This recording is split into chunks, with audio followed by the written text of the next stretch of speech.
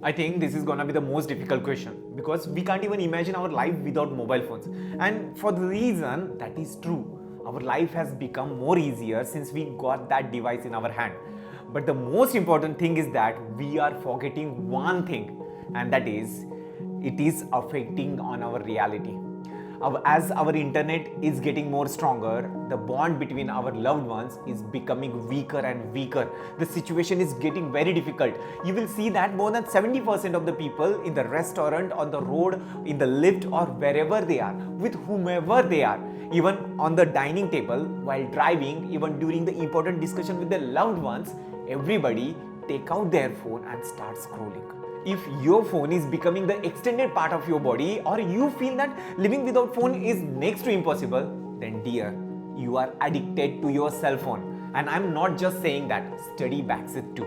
According to the new study, students who use digital technology excessively are less motivated to engage with their studies and more anxious about the test and the exams.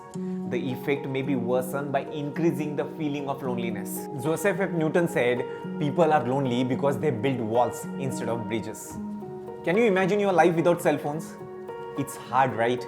For most of us, we use our cell phones every single day, whether it is for talking with each other, looking up for the information, or entertaining ourselves during those breaks in a day. But we use our phone all the time. A short while back, when I read that Digital Minimalism by Carl Newport, the thought came up to me that what would my life be like without relying on a cell phone all the time? And I decided to run the experiment to see how it impacted me. And what I learned actually surprised me, guys. When my eyes were not stuck on the screen of my phone, I was able to look up. I noticed different things around me, and I became more aware of how other people use their phones. I have seen many people, they go to the restaurant with their friends and family, or even at home, even for that period until they finish their food. They can't even stay away from their phone. The time where you can build the bonds, the time where you understand each other, the time where you listen to the progress and the problems of each other, you get busy onto that virtual world and you forget that. And by doing this, you are not actually building the bonds. When you finally end up using your phone, when there is nothing to see on the phone, you want people. But guys, it's too late. You are alone now. Ironic, isn't it? A device that was made to ease communication can end up being a hindrance to talking with others in real life. And after reading the book, I realized that how I used my phone in the past. I would use my phone on the road, at work, during the meals, and almost every other spot in between. And I stopped doing that. It's not that I can't stand in silence. It's just that I need my phone right away and I want to check it, which of course wasn't true. But since I reduced my phone usage, it protected me from uncomfortable situations, from looking bored, and from being uncomfortable. So I thought, when I didn't rely on my phone, I shared important conversations more easily, became more conscious of my surroundings, and I found meaning in my actions. So there are 4 big realizations I have came about phones and by extension a lot of technology that we rely on today. So let's see what are those 4 big realizations. The first one is you don't need to be available every second of the day. I used to worry that if I did not reply someone's instant message or email right away, the person would become impatient and I would miss an opportunity. Or if I put my phone on DND, I would miss something very important. I used to get stressed when I constantly checked my phone.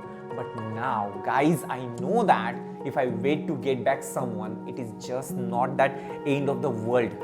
It actually helped me to develop the clarity on how to respond and it gives me a peace of mind. I have learned to appreciate the present moment more.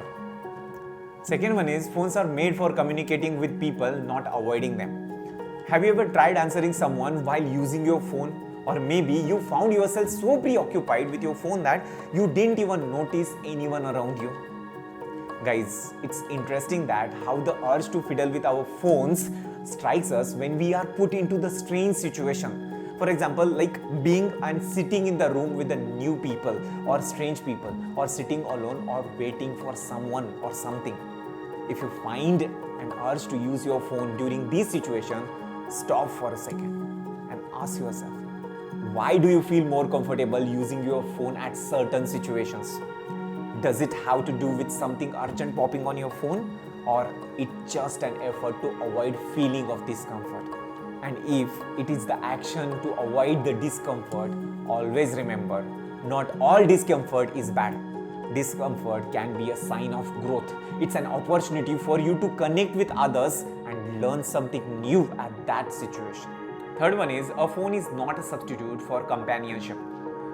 I have a friend who enjoys spending his time messaging acquaintances and his friends that he hasn't met for at least several months.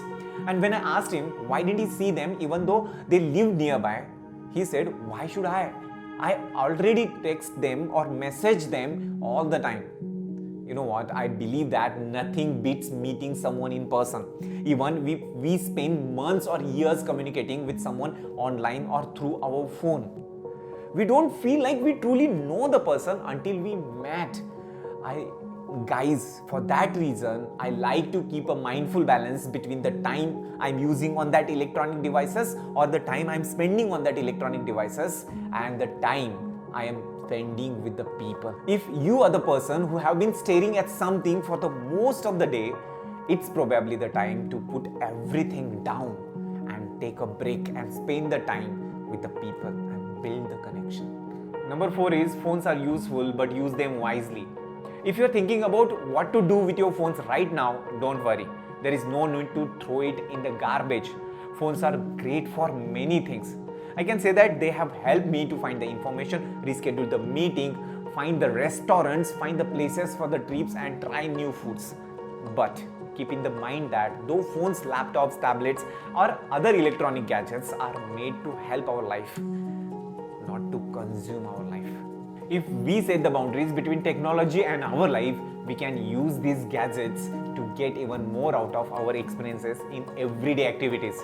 As someone I knew once said, your smartphone is only as smart as you are. So whatever you choose to do, remember that phones cannot replace the joy of laughing with the loved ones or discovering new places or sense of content you feel after making positive contribution to the world.